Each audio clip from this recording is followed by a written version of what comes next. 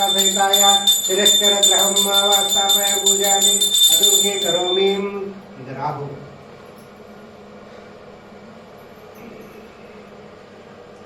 ओम कयालश्चित्राम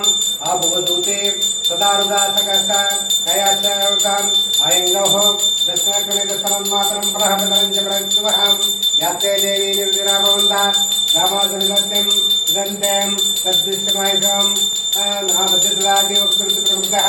अधिदेवता प्रतिदेवता सहित राहुब्रह्मावस्थामय पूजामि अदुके करोमि